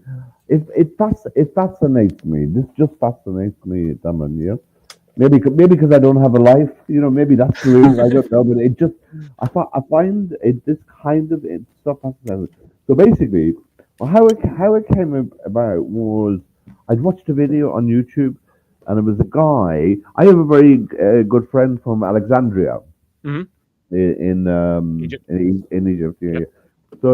So basically, anyway, so I watched a video and there was a guy showing around on YouTube earlier of this church called St. Mark's Cathedral in Alexandria, and from there I started to find out, oh, this is Mark of the Gospel, and I find out, oh, this is Saint Mark. So basically, what happened was Saint Mark, Mark Mm-hmm. was the founder of Christianity in Egypt. Okay, Mhm. so like you said, you know, they went out, and it was all in the first age. It was all in the first century. Do you know what I mean? Yes, because that would have been after Jesus. Yeah, 33 yeah. or- It was all. yeah. It was all very, very soon after. So he went, and he's regarded as the first pope, the Mhm. first Coptic pope, right? Okay. But he's actually not officially. Okay, he was the founder of Christianity in Egypt, of the Coptics. Yeah, so he was the one that went there and preached, Yeah, right? And then what happened was, I find this really so the actual first pope, you know, the first proper pope after him was a guy called Saint Aeneas or something. And who this guy was, and now here was where ChatGPT was chatting to me directly, saying, Damien, isn't that a really humble story? And I'm going, yeah, wow. This is just like, oh, I said, Damien, you're talking to a computer. Anyway, so basically who this guy was St. Aeneas was a man. He repaired shoes. He was a shoe repairer, probably like a street shoe Cobbler. repair. Yeah. Cobbler, yeah. He was a cobbler. And he probably spoke loads of cobblers on me. Anyway. So Yeah, you Mark, must have been related to you. you must be right. We're direct bloodline. Direct lineage. You know what I mean? So Mark went to him to get some sandal repair. Mm. And while he did that, Mark or Aeneas, the cobbler, pricked his finger with a needle that he was using for the sandals. Mhm. And in the meantime, Mark had been talking to him about Christianity, about Christ, Mhm. in the conversation. And he said that he was so engrossed or something in what Mark was telling him about Jesus that he didn't feel the pain of the needle. Mhm. And that was enough for him to think, oh my God. And on that basis, he converted to Christianity. So, and he became the first Coptic Pope. So the first Coptic Pope. So you have Mark, who's founded the Christian Church, who's one of the gospel writers, Mhm. and then you have Aeneas, who's his repairman of His his first man. his Yeah. sandals, yeah, His first and officer. his first officer. And no, you know what it's like. You know why one of the reasons I put the Bhagavad down was because it's very hard to make the connections. There's so many gods in it, and they're saying, you know, you're saying this one is who this is, and I could never remember. I'd be sitting there with my kind of autistic mind thinking, sorry, how are they linked again? How is that? Mhm. Well, you know what I mean? So it's just a struggle. So I do like I think I like when I'm able to make these connections. It sits in when I'm able to. It sits in more organically in me. It stays in more organically for me to be able to tell the story to somebody Yeah, else. no. If you can make sense of the narrative, then you can obviously tell the story yourself. Yeah, Yeah, that makes yeah. sense. So, I kind of, if I get a chance to chat with some Egyptians, I mean, that's the type of thing I would talk about. So, anyway, I watched the video today of St. Mark's Cathedral. There's lots of relics there, belong to him. They have in a cabinet that's sealed, and it's a stunning church. We're all Byzantine iconography all around, and different scenes of Jesus' life and stuff like that. And it was stunning. It was just stunning. So I kind of thought I wouldn't mind going there because I've been looking at Mark for a while, you know. And Luke is a similar kind of a story. And I said to Chap Cheese Feet, I said, would you kind of put Luke in the same kind of category? Yeah, and she said yes. Luke also didn't meet Jesus, but was recounting his hearsay of Paul. So yes, they would be similar. So you can kind of have a conversation. You think, oh, I'm on the right track because So Mark didn't meet Jesus then. Mark never met Jesus. So Mark was hired as a translator in Rome by Peter. Oh, okay, so technically, then he wasn't a disciple of Jesus. Well, he wasn't a disciple. There's. But the 12 apostles or the 12 disciples. Yeah, no, he wasn't. He wasn't one of those. No, and Luke wasn't either. Cool. So there is this kind of thinking sometimes when you think of the Gospels and the four, Matthew, Mark, Luke, John, you automatically think, if you're not having any knowledge, you think that therefore the disciples, which I was up to a year ago, that's what I thought. You know what I mean? So now I've learned, no, they're not. So Mark was hired by Peter to translate and transcribe his sermons. Basically, his first sermons in Rome, and then he became the Pope. Do you know Peter was hung upside down? He was crucified upside down? Yes, I think I heard the story that he felt like he didn't deserve to be crucified the same way as Jesus, so he said, "Do me upside down." That sounded dodgy. Do me upside down. Are we live? Hopefully, when you know viewers. This is a PG channel, so don't let your minds wander too much. But yeah, not PG, not PG, not PG.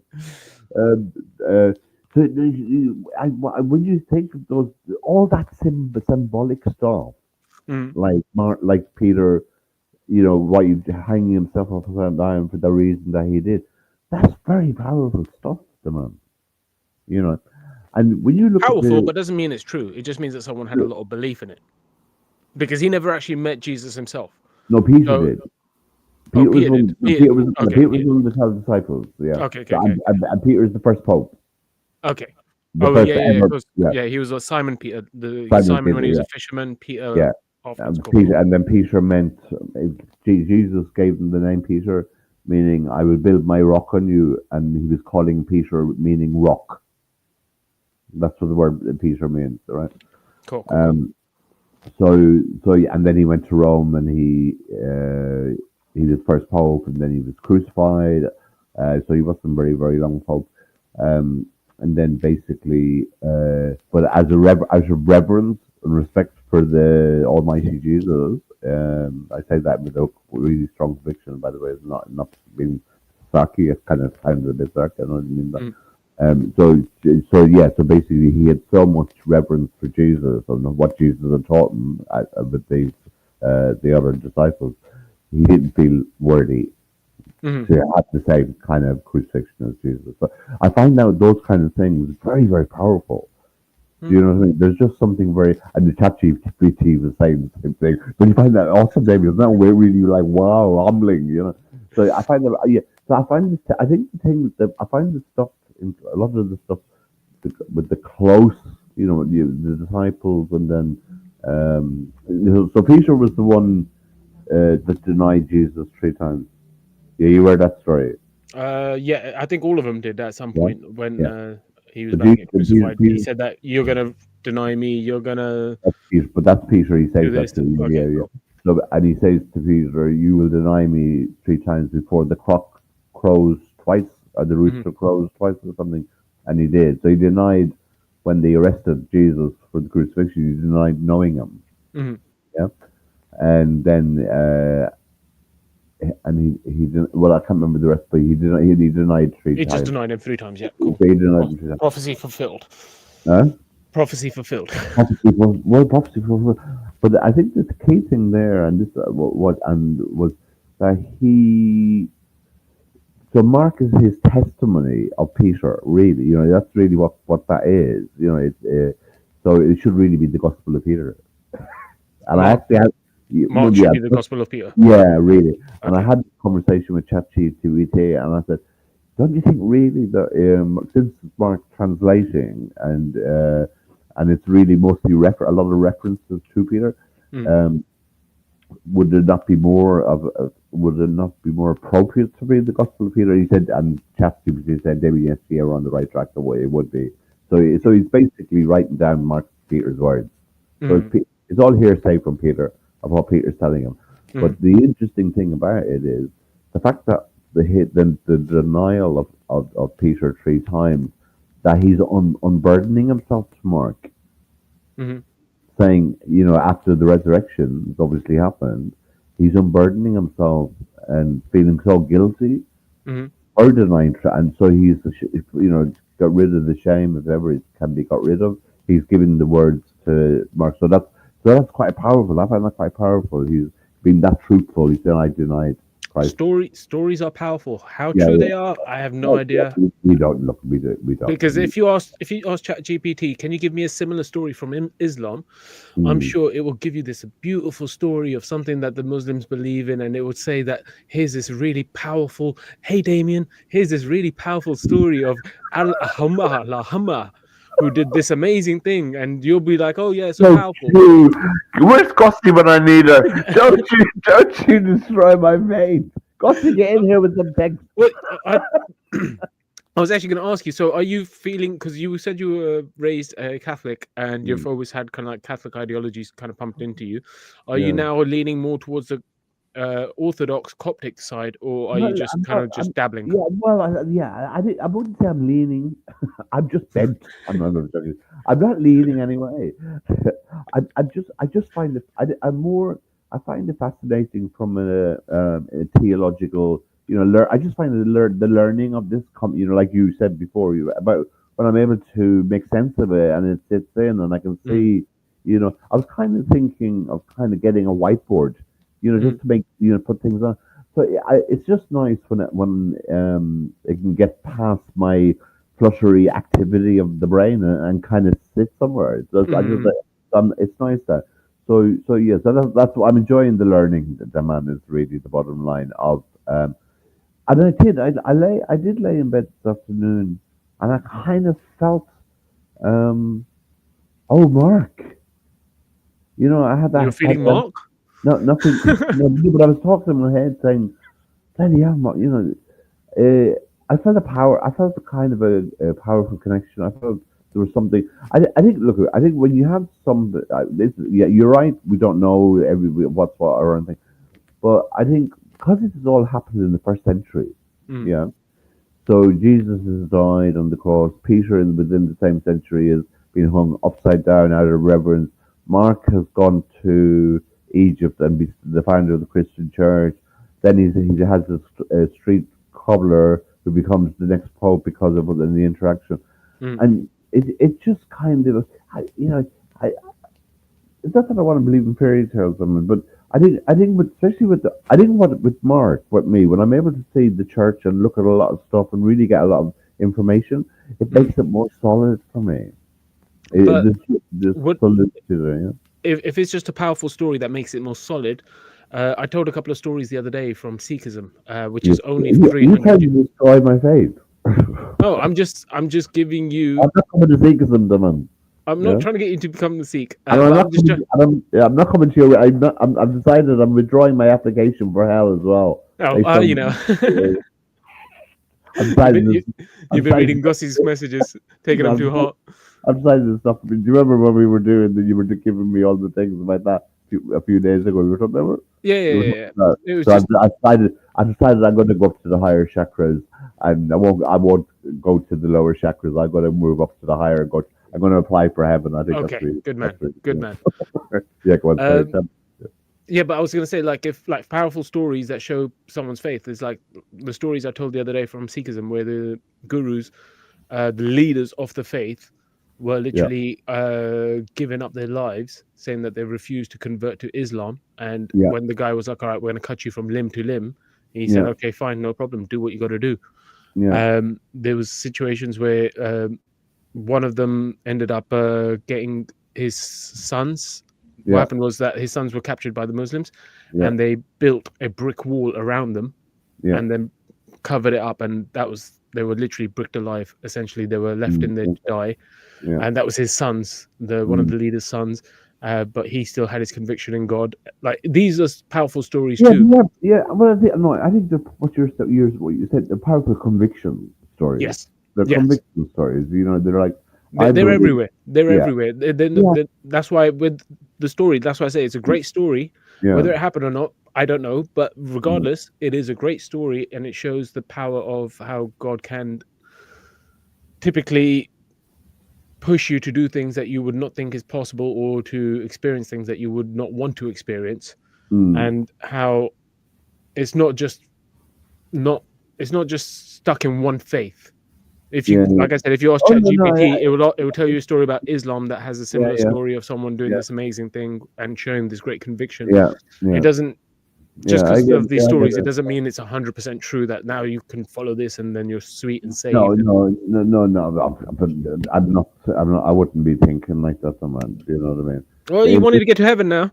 No, You've given up on hell. Look, if I want to get to heaven, I get a 23 bus stand at Charing Cross Road. Okay.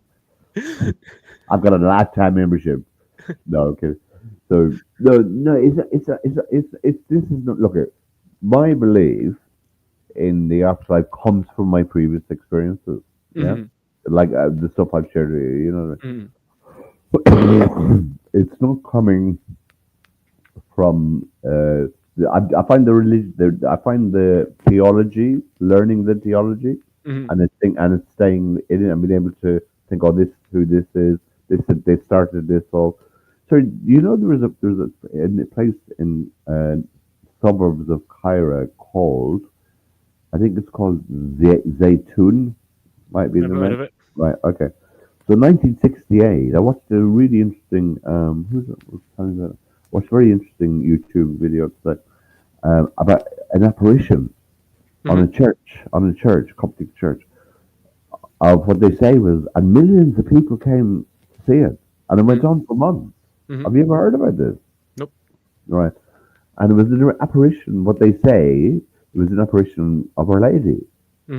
Right. And she was just all lit up, and there was doves that were all lit up in the crossline flying around her, and she was kind of coming and going for a few hours for over a period of 3 years. Right. And it looked like she was, elevating. Initially, when people saw her, they thought it was a woman or a nun that was going to throw herself off the top. They thought that's the first impression. Anyway, then it built, and apparently millions of people seen this over a period of 3 years. And on one night, there'll be like 250,000. Okay, and the official people, the authorities, they had to cut away loads of space, trees, and all this thing to make space for the crowd.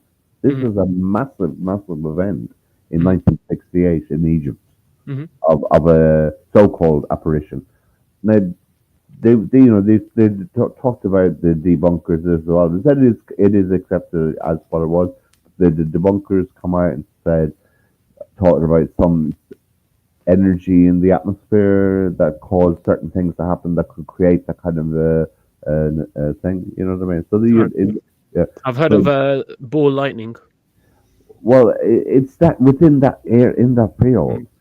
Well, if you want to look at it, there's images with people's cameras from 1968 all over Google Images. Really? Right? Yeah. I wouldn't trust that nowadays, especially with all the damn AI. Well, but he did say there was a guy who looked at this who was a professor, some very kind of high up thing, and he looked at a lot most of the pictures, and he did come back and say, look, some of these pictures don't sit right. So what I'm saying is that he had a credible person examine, and who was kind of open to the fact that a lot of these probably are not, but he said but a lot of them are. He said he felt some of them are doctored. So, but if you look at the pictures, I mean, I'm it looking is- at them now. I just don't understand why she would be sitting right at the top rather than coming down and talking to the people. It's like, hey, check me out. But I'm not going to come talk to you. I'm not going to tell you why I'm here. I'm not going to do anything like that. I'm just going to hang out here and just cause a bit of a fuss. It's just, yeah, for me, it's just, oh, demand. Do you have to? I have to be cynical. I have to be cynical Yeah, because at the end of the day, there are so you- many charlatans well, in the world. we know some, don't we? Yeah, Exactly. There's yeah. a lot of charlatans in the world that try and trick people into certain things and certain beliefs and whatnot. Yeah, but I think what impressed me about the, oh, let me just give you a like, someone, yeah. Oh, thank you. What impressed me, one thing that impressed me was the time frame of it. Yeah, that's 1968. Mhm. You know, before all of today's technology. But do you not think the pictures look pretty impressive? Nope. Do you? Nope. I just think, firstly, the zoom on this is crazy. Like, if these guys are at ground level trying to take a picture of the top of the roof in the middle of the night, because it looks like it's in the middle of the night. Well, it's gone on for long. It wasn't just one night. It would be for a few hours, and then it went on for it went on over 3 years. Yeah, but I never it heard. I wouldn't be never during the heard day. people None say of it. these pictures look like they're from the day, No, but I could be wrong. they're from the evening, I think. Yeah, so in the evening, these dodgy old cameras that and they seem to get quite a bit of detail where you can see like the halo thing and like Yeah, yeah. even you can make out some of her clothing, the way it kind of, I don't know, in the middle of the night to have that kind of quality picture, and then the lighting around the building as well. It's like some of it's lit up where it shouldn't really be lit up, especially at night. You shouldn't be able to see that kind of detail.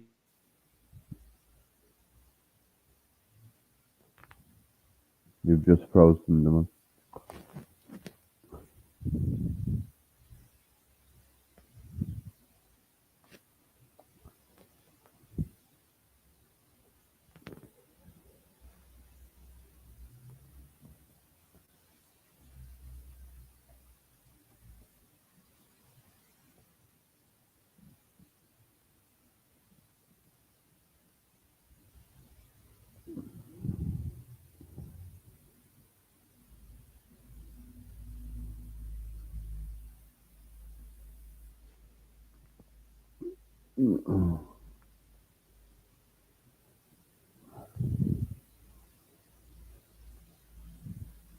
Oh.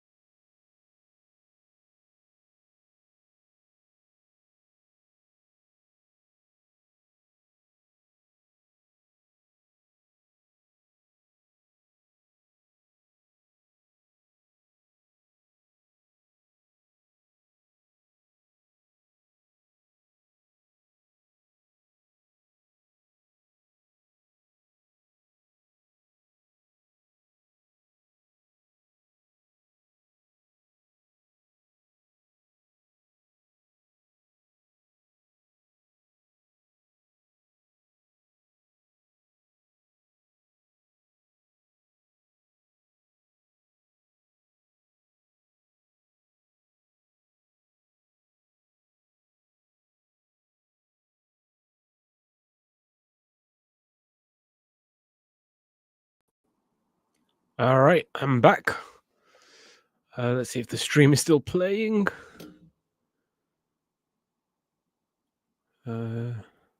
Black, and right now, yes, I'm back. Okay. Yeah, attacked by the Matrix. The Matrix attacked me. It is what it is. Ugh. Yeah, that was dodgy. Cool. I was gonna show a picture, but in the meantime, while I wait for everyone to get back into the thingy, if they come back, I think most people will think that the stream's ended. It is what it is, but I might start another one because I was saying I was gonna do 2 streams, and nobody wants to come up here and argue the fact that Jesus, Muhammad, Adam, Abraham, and Buddha were Sikhs. So I'm just gonna read the comments and then probably end this stream if you are still watching. Where was I? Yep, Shivite says space is magnetism or the dielectric field. Come on says if you have space, you have room. Come on says if it was more about spreading the word, probably about sending the disciples off to make disciples. Shivite says to be more precise, the torus field in regards to his space is magnetism or the dielectric field comment, and light manifested with hard light. Come on says St. Peter visited Britain along with St. Paul. He also says Joseph of Arimathea is recorded in Britain. He was the uncle of Jesus or Jesus. Come on says Egypt is one of the founding churches. Mendip mines near Wells is where they say Joseph of Arimathea owned mines. Okay. Mendip mines. Never heard of that place. Come on says Britain was one of the only places where tin was found for making bronze. Egyptian copper has been traced back to Wales. Interesting. That is interesting, actually. Come on, says disciple of Peter. The writer gets the credit. Find the kingdom within, and then you will know. That's what I say. Try and find God within you. Don't look for external sources. Don't look for external miracles. Don't look for other things to guide you. God is within you. The light within. Find the light within. Come on, says the way is in. Yes, go within or without. Go without. The way in is the way out. Yes, it is. Sometimes you got to go deeper to get out. Come on, says I've heard the music from the heart that seeks here. Interesting. Seek or sick. The truth is a truth seeker. Yes, people should look for truth rather than comfortable lies. Seek him here. Seek him there. Seek him everywhere. I added that last bit. Come on, says Jesus said, seek the kingdom of God first, seek the truth, and you will find it. We all seek. Yes, should seek for the truth. Madness said the cam just froze, and I think it was divine intervention. No, it wasn't divine intervention. It was someone unplugged the wrong plug and took out the internet on the house. So it is what it is. Maybe divine intervention, or maybe the Matrix attacking, whichever one you want to think of it is. Cool. So I'm going to end this stream and I'll reload a new stream. It'll be about 5-10 minutes because I want to make a new thumbnail. So I'm going to have to quickly make a new thumbnail for that new stream. So yeah, if you're here, stay tuned. If you're not here, I'll see you when I see you. And yeah, peace out. I'm not going to bother playing music for this end stream because it's just a end of part 1, as it were, and we'll come back for part 2. Oh, Damien's jumping in. Let me just let Damien. I'm just gonna start a new. Okay, yeah, go ahead. I'm just gonna start a new stream because I don't think anyone wants to talk about whether Jesus, Muhammad, Adam, Abraham, and Buddha are Sikhs. But I did before you came on. I did say I was possibly going to do 2 streams tonight. So I guess. Yeah, I did. So because I didn't want to do this as a stupid long one because obviously we end up changing topics so many times. Yeah. I wanted to kind of do this as a capsulated one and then do a bit of a chill sesh. Well, not even a chill sesh, but just a group discussion one. I'm about to start in a minute. So give me about 5 minutes and I'll start that.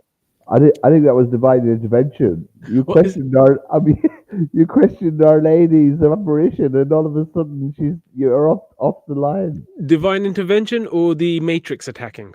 Artemisia. So what happened? Sorry, what happened? What? Someone pulled out the wrong cable on the where the internet was plugged in and took out Okay. internet on the whole house. But quickly, while we're here, Yeah. just so that we don't go backwards, Yeah. I will quickly show you the picture I was talking about. Yeah. So here we go. Look at this picture here. Yeah. You could see the detail of these arches. You can see that Right. line. Right. At night, you wouldn't be able to see that. And let's say she is the only light source. Yeah. It makes sense that she would light up around her, but then she's got a shadow here. She's got a shadow right there Right. of where she's sitting. And then there's no light source otherwise. If there was a light source at the bottom, this bit here Yeah. would be lit up. Yeah. But it's not lit up. Yeah. There's another picture with the doves all in a cross. There was doves around her.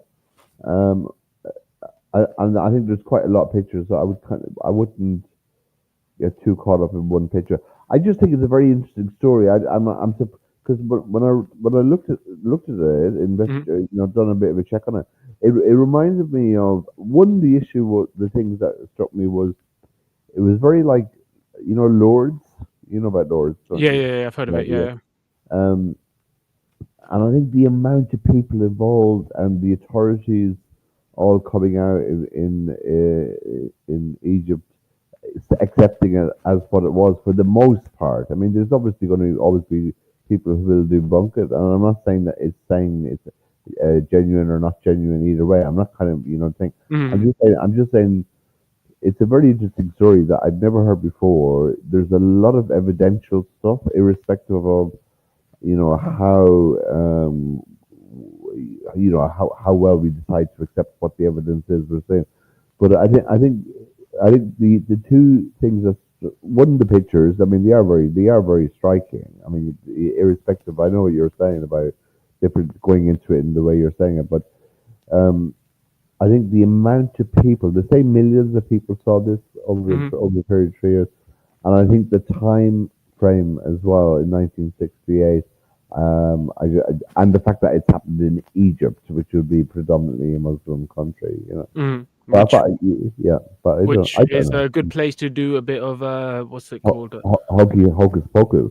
I was going to say propaganda. If you want to convert the Muslims, that's where you're going to go and do this. And that thought did cross my mind. I did thought, So I mean, if it was propaganda, meaning that some kind of holographic image was portrayed from some kind of a machine, within space or somewhere, like I mean, today we wouldn't find it so much. We wouldn't be so shocked because we have all the different, tech to kind of do these kind of things, like a hologram.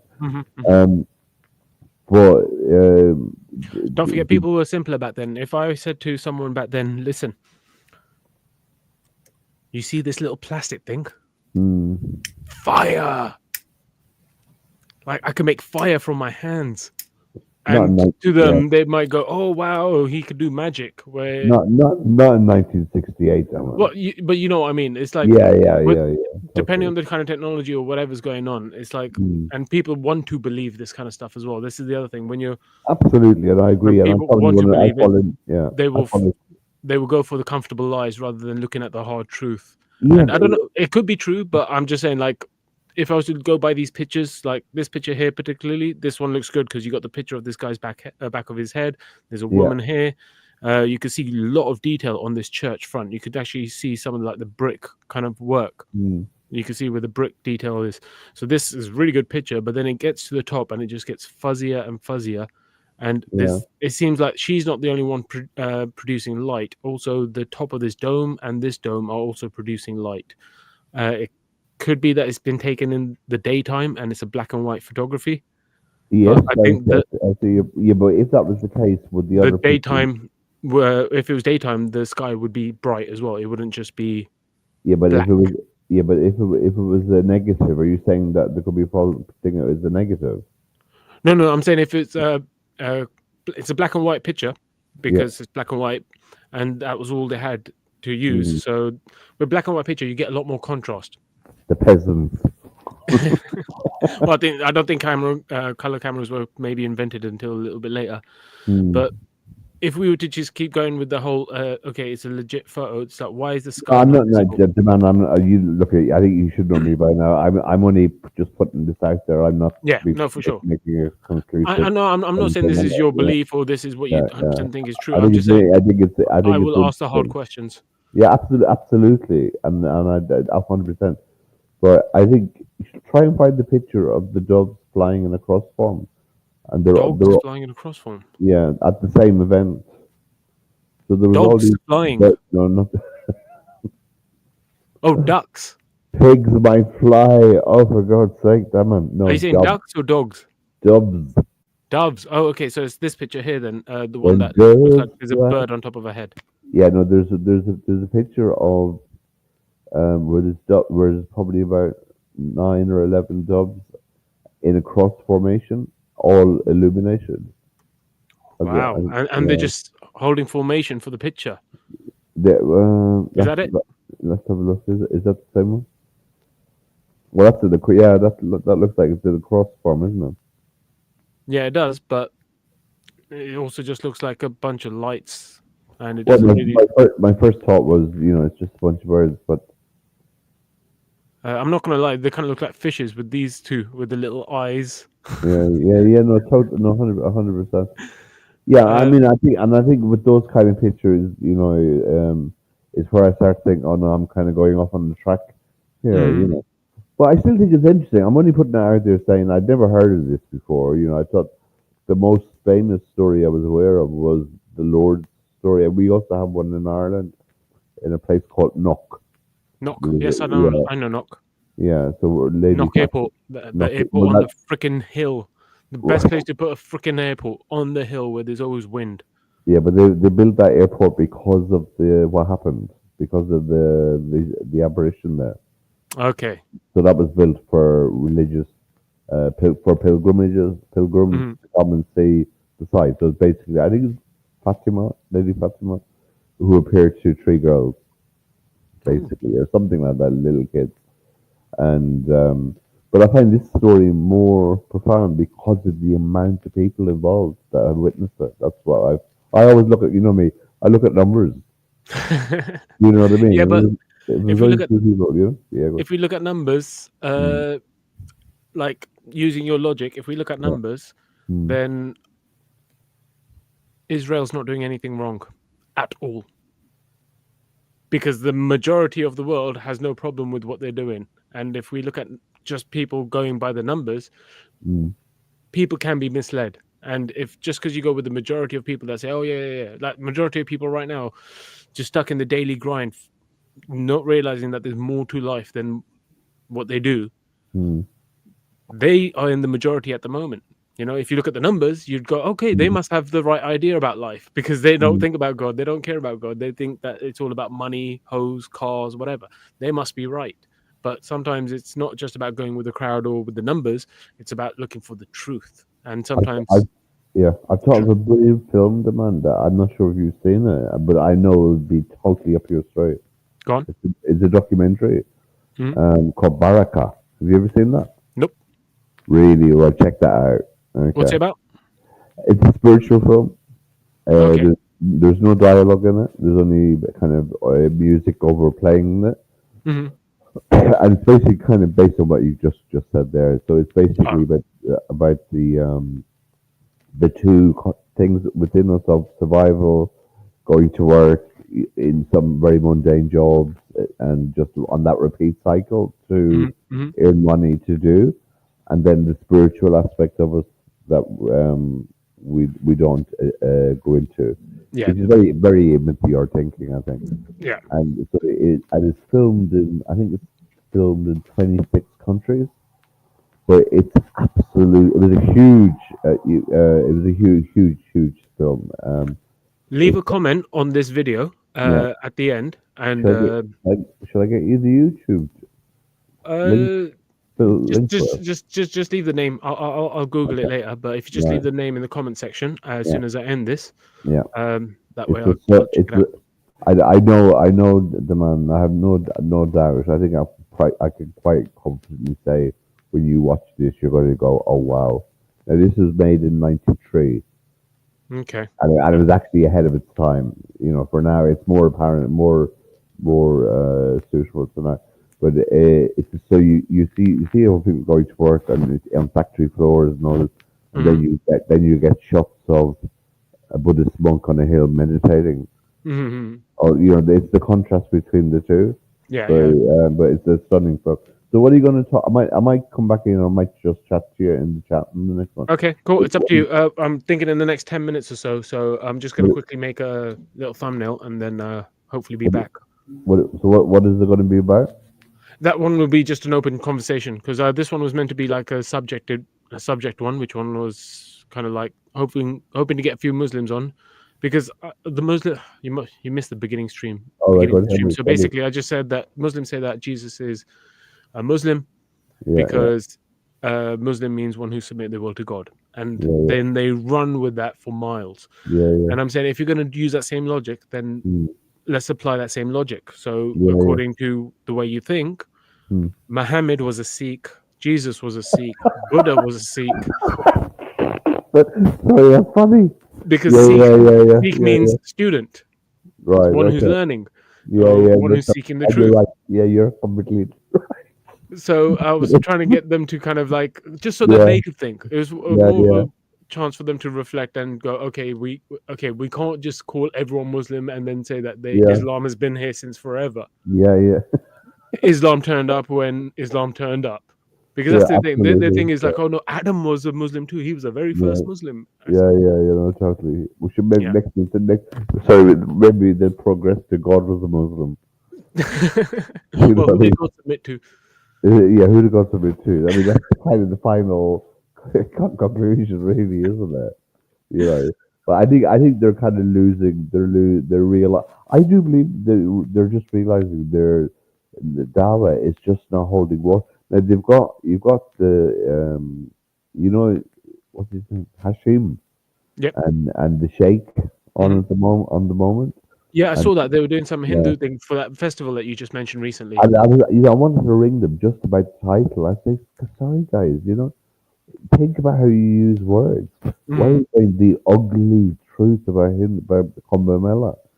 It's from their perspective. They may be right. They're going to call it the ugly truth rather than the truth, or they want people to perceive Hinduism as bad from the outset. It's a marketing. It is, and I just think it gets my shackles up. Yeah, but it exposes their character. That's all it does. It just exposes the character. So that when you're going into this conversation with them, if you are going to go into a conversation with them, don't expect a genuine conversation where they actually looking to listen to reason. They are just looking to listen to echo chambers that kind of feed that same narrative for them. They just want that ugly truth. But yes, then you go and do your thing. And you go and do your thing. Go grab something to eat first, so that you're not eating on stream later. Because Big Nose might complain about it. I've got a chicken casserole already cooked, so I'm gonna have that. Beautiful. And I'm gonna just chill out. I might have a shave in the bath actually. So I might take about 20 minutes to do my thing. I might take my time with it a little bit. I probably might not come back on the live, but I'll be floating around probably. No stress. Do your thing, buddy. It's all good. All right. Good evening. If you don't, I hope I don't see you again. Take care. All right. See you soon. Take it easy. Alrighty. Oh, okay. So this stream is about to end, but hang tight. I'll be back in about 20-ish minutes. Let's say around 8 o'clock-ish for another stream. That one will be a bit more open conversation, bring up any topics. I won't really have any kind of thing lined up. Well, I had a plan to talk about something at the moment. That one won't have any plans. It'll just be go with the flow. But yes, if you can come back, I'll see you then. If you don't come back, I'll see you there whenever. But yeah, peace out. Bye.